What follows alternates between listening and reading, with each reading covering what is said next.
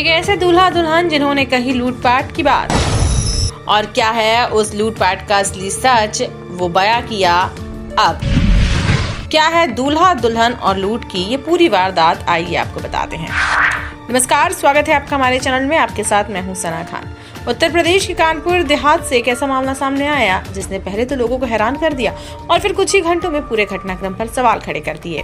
Social media पर एक खबर तेजी से वायरल हुई कि दिन दहाड़े बारात से लौट रहे दूल्हा दुल्हन की कार को बदमाशों ने घेर लिया और लाठी डंडों के दम पर दुल्हन के सारे जेवर और दूल्हे की अंगूठी तक लूट ली। इस घटना की जानकारी मिलते ही इलाके में हड़कंप मच गया और पुलिस भी सक्रिय हो गई।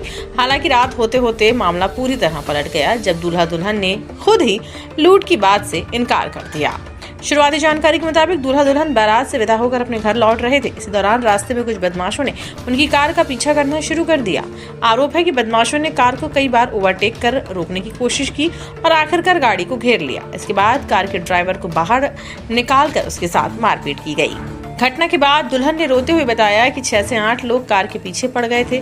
उनका आरोप था कि बदमाशों ने गाड़ी रोककर पहले ड्राइवर के साथ मारपीट की और जब दूल्हा उसे बचाने के लिए आगे आया तो उन्हें भी घेर लिया गया। दुल्हन के अनुसार इसी दौरान कुछ लोगों ने उनके गहने उतरवा लिए।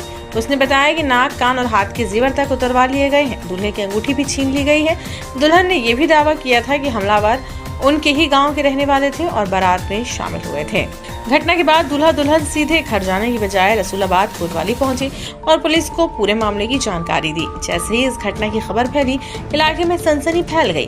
पुलिस ने तुरंत मामले को गंभीरता से लेते हुए बदमाशों की तलाश शुरू कर दी है और आसपास के क्षेत्रों में जांच शुरू कर दी है। सोशल मीडिया पर भी इस घटना को लेकर काफी चर्चा होने लगी है, जिसके बाद पुलिस अधिकारियों को भी बयान जारी करना पड़ा।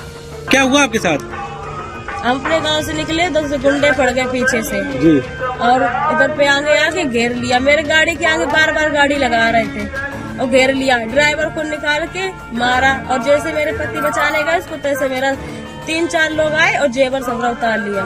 मेरा नाम अंकित कुमार जी। क्या हुआ आपके साथ? मेरे साथ में ये हुआ कि मैं बारात लेके कटका गाँव पहुँचा, कल पहुँचा था। अभी बारात वापस कर रहे थे, कुंतलिया से गुंडे लग गए पीछे और ड्राइवर ने गाड़ी रोकते रोकते इतना रोका, बचाते भवनपुर तक गाड़ी बचा नहीं पाई। क्या हुआ फिर आपके साथ? नहीं पाई, गाड़ी रोक ली, गाड़ी खड़ी करवा ली। इसके बाद गाड़ी में ड्राइवर को पकड़ा और ड्राइवर को निकाल के मारने लगे। मारने के लिए ड्राइवर के साथ में केवल मैं था आदमी में, बाकी ये बहनानी और बहू, 3 बेटियां छोटी। इसके बाद तीनों, अब हम निकले जब तक ओखा बचेबे के लिए नाला में डाल के मार रहे हो आए। हम अगर निकालवे के लिए निके बचेबे के लिए तब तक इधर को सब निकाले। क्या ये दोनों मेरी अंगूठी, इसके बाद ये कान के, नाक की, सब कुछ निकाले।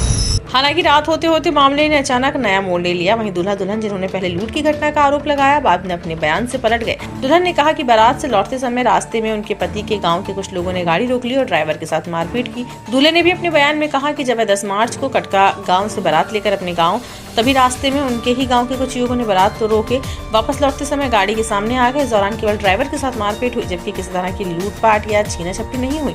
उन्होंने ये भी कहा कि किसी ने गलत सूचना दे दी। बारात से विदा होकर वापस जा रहे थे, तभी रास्ते में मेरे पति के गांव के लोग थे और ड्राइवर के साथ मारपीट की। मेरे साथ कुछ नहीं किया, लूटपीट का किसी ने गलत सूचना दे दी। आज दिनांक 10 तारीख 3रा महीना 2026 को बारात वापस लेके आ रहे थे कटका गांव से ग्राम पुरवायमा, पोस्ट कुराकला, जिला औरैया के लिए।